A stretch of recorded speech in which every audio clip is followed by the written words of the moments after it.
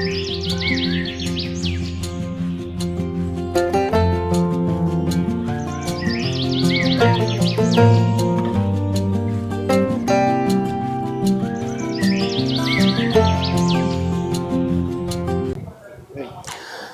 நண்பர்களே, நான் உங்கள் அன்பு சோதரன் ஹரிதாஸ். என்னோட கையில் இருக்கிறது பார்த்தீங்கன்னாக்க டிஎம் டிராப்பர் மதுமேக சூரணம் 2 இருக்குங்களா. இப்போ இதிலேருந்து என்ன மாதிரியான தகவல் சொல்ல போகிறோன்றதை கொஞ்சம் நீங்கள் கவனிச்சிங்கன்னா உங்களுக்கு பிரயோஜனமாக இருக்கும். என்னென்னா, இன்றைக்கி டைப் 1 டைப் 2 சுகர் இருக்குது.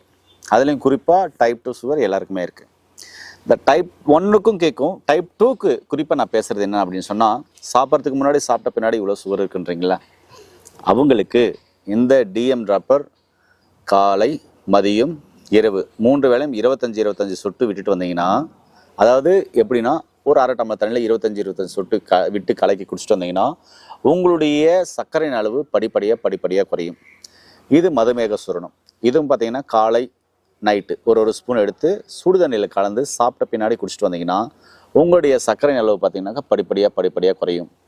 இப்போ சக்கரை நோயால் ஏற்பட்ட பாதிப்புகள் என்னென்ன இருக்குனாக்க, அசதி இருக்குது, சோர்வு இருக்குது, நாவறட்சி இருக்குது, அதிக பசி இருக்குது, கால் கை எரிச்சல் இருக்குது, ஒல்லி ஆகிட்டாங்க, அதுக்கப்புறம் அடிக்கடி யூரின் போகுது, கண் மங்கலாக இருக்குது அப்படின்றீங்களா, அவங்களுக்கெல்லாம் இந்த மருந்துகளை நீங்கள் தொடர்ந்து எடுத்துகிட்டு வரும்போது அந்த பிரச்சனையிலிருந்து மெல்ல மெல்ல மெல்ல மெல்ல மெல்ல மெல்ல குணமாகி நீங்கள் வெளியே வந்துடலாம். இதுக்கான பிஃபோர் ஆஃப்டர் ரிப்போர்ட்டோட HbA1c நார்மலான ரிப்போர்ட்டோட நிறைய வீடியோக்கள் நம்ம பார்த்தீங்கன்னாக்கா பதிவேற்றம் செஞ்சுருப்போம்.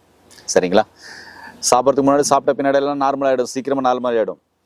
இதே உணவில் நீங்கள் என்ன எடுக்கணும் அப்படின்னு சொன்னால், ஒரு வேளை நீங்கள் இன்சுலின் போடுறவங்க கண்டினியூ பண்ணுங்கள், மருந்து மாத்திரை சாப்பிட்றவங்க கண்டினியூ பண்ணுங்கள்.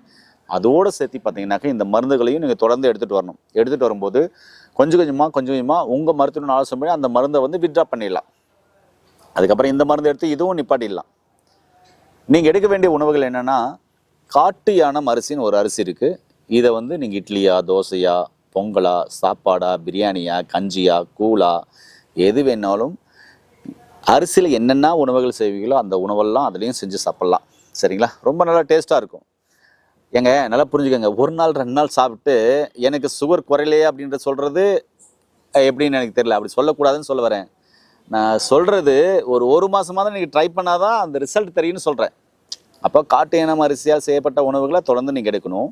நீர் காய்கறிகள், நார் காய்கறிகள் இருக்கலாம். அந்த காய்கறியில் வெண்பூசணி, மஞ்சள் பூசணி, பீர்க்கங்காய், புடலங்காய், இந்த 4 காயும் நீங்கள் அடிக்கடி உணவில் சேர்த்துட்டு வந்துட்டே இருக்கணும். சரிங்களா.